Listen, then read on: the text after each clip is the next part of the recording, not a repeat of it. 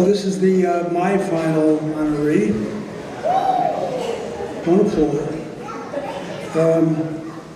Have you ever heard the one about the Jew and the Palestinian walking down the street in Brooklyn? Have you ever heard the one about the Jew and the Palestinian walking down the street in Brooklyn? No. You never heard that one? Well, if not, then I'm sure you've seen these signs all over Brooklyn.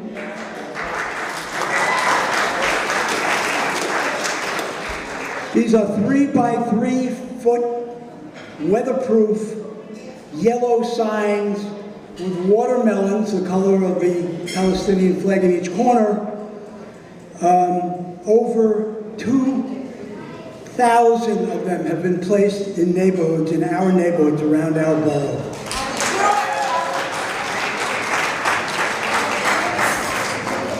I can't hear you. I live on a street in Prospect Heights, Underhill Avenue. It's 9 blocks long, and the blocks are very short because it's intersected by the East and West streets. So my little block on Underhill has 12 brownstones on it, all connected, right? 9 of them have ceasefire and free Palestine signs. Quite incredible, because this is a campaign that has put Brooklyn on the map for peace and justice and liberation and support of self-determination and to end this horrible genocide in Gaza. So when you walk down my block, people stop and stare, and they take out their phones and they take pictures, because it's quite an impressive sight. By the way, Mrs. Hakeem Jeffries wandered down the street when the honoree that I'm about to introduce and her Palestinian-American woman and her Jewish partner. Where is Susan Braverman? Can you stand up, Susan? Susan Braverman, please stand up. And the Jewish partner, Palestinian, walk down Brooklyn streets, and the honoree that I want to, you have to sit on my stoop. She came to sit on my stoop with Susan. And then when people take out their camera, she goes over to them, and what did she do? Would you like a sign for your building? And then she hugs them. This person is the world's biggest hugger. Amazing. Out comes the phones, they snap a picture. This is the work of a Palestinian-American woman, Eman Rashid, by name.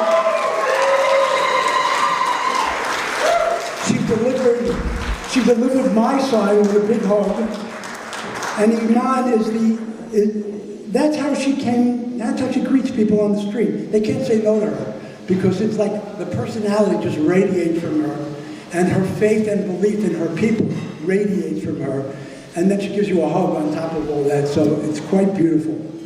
And she goes with Susan Braverman, and she says, I'm Palestinian, this is my Jewish friend, the daughter of a Holocaust survivor, and they have placed 2,000 signs, along with a team of many other people.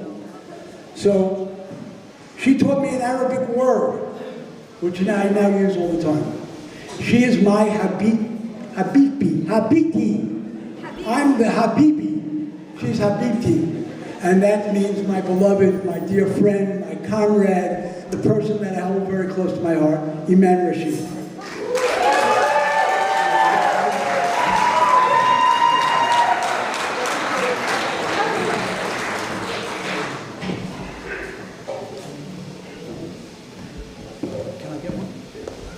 Clap 2 times. If you can hear me, clap 3 times. My name is Eman, and I'm Palestinian, and I'm from a village in the West Bank called Turmusaya. And Turmusaya is where, in the 1950s, 8 tourists showed up and asked my father, who was a child, where are the springs? Where is the highest spot on the hill? Where is the clearest view of all the hills nearby? And they said they were tourists, and my dad and all of his friends were just kids, and they showed them the top of the hill and where the spring came from, And those 8 tourists came back with the Israeli military, took the hill, and banned my village, the people in my village, from ever going back to that hill again. And this is where everyone used to graze their sheep and their cows and their goats. So they took that away from my village, but it didn't end there. As the years went on, the military and those people in that settlement, it's called Shiloh, then started to grow grapes, and now they sell wine all over the world on stolen land that was taken from my grandfather. And it didn't end there. In 1986, when I lived there, I went to a school there, and we had a peaceful protest. Myself, my sisters, and all of our school, we had an all-girl protest. While we were at this protest, holding hands and singing songs, the Israeli military surrounded us. When they surrounded us, they said, "Rawhu ya hayawanat," which translates into, "Go home, you animals." We were wearing schoolgirl uniforms. They knew we were children. They called us animals. And then the commander took his hand, gave a signal, and as soon as he gave his signal, we, children, got tear gassed, and as we ran, they opened fire on us, and they shot my 14-year-old sister in the back twice. She lived, and she grew up to be an amazing human being, but many kids did not. Not only were they terribly hurt physically, but they were blinded because the bullets were aimed at our faces often. We had 1,200 kids blinded by these bullets. And as we screamed and told the world to come to our aid, nothing happened. And it continued. I don't know if any of you saw recently the video of the grandmother who was clubbed unconscious by an Israeli settler. That was my village. It continues. They come, they burn our fields, they destroyed my uncle's house and set it on fire, and they are right next door to my sister's house now, trying to scare her out. My family has been there 700 years. They came from, guess where? Brooklyn, New Jersey, Germany, Poland, and they took our property, and now not only are we not allowed to walk there, we're not allowed to rent there, we're not allowed to buy there, we're not allowed to drive there, we're not allowed to walk there, and if we do, we can get shot and killed. This is the everyday life of Palestinians. So what can you do? I'll tell you. Besides everything you already do, everyone needs to put up a Free Palestine sign. Everyone. Everyone. This is a waterproof sign. We made it so that it can be in urban environments. It hangs out a window. It can be placed on a fence. It could be put on a patio. But why are we doing this? Because why is Palestine solidarity not visible? Why?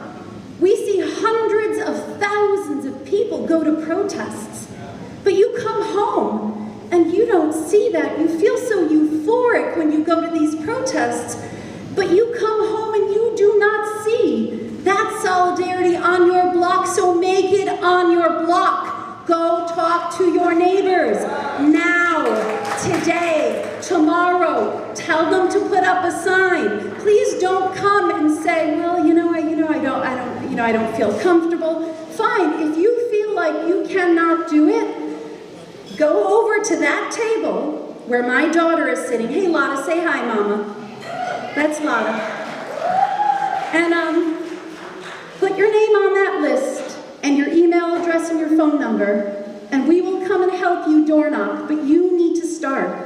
They are killing us every day. They have been killing us for decades, and we've been asking for help.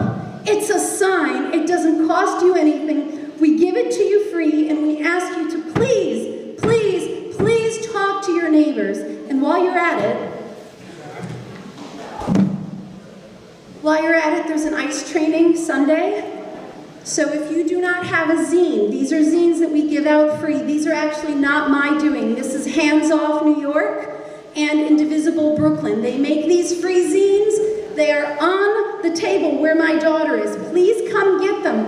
This will tell you how to protect your neighbors from ICE. There's also a phone number that every single one of you should take out your phone and put in right now. This is the emergency number to call if you spot ICE in your neighborhood. If you spot ICE in your neighborhood, the number to call is 229-304-8720. And they will take that and they will send the word out to people in different neighborhoods to come and protect our neighbors from ICE. So here it is again. Yes, Matt said to say it again. 229-304. Is that an 8 or I don't have my reading glasses on. Matt, is that an 8 or a 7? You're asking Matt. I'm asking Matt.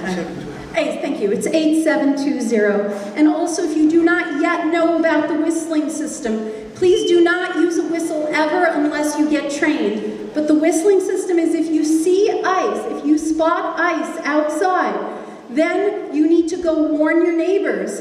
Not only do you warn your neighbors so that the vulnerable neighbors do not come out when ICE is outside, but the system goes like this. 3 quick whistles, and you do this repeatedly, and it tells your neighbors that ICE has been spotted in your neighborhood. You then go outside. Thank you. Yes, and this tells your neighbors it's time to come out to protect our vulnerable neighbors. And then if they have detained someone, you take 3 long whistles.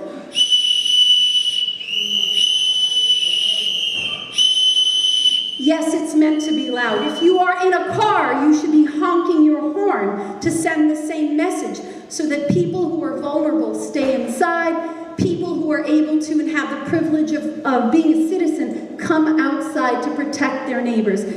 But do not whistle or do anything until you get this zine from that table and get your information.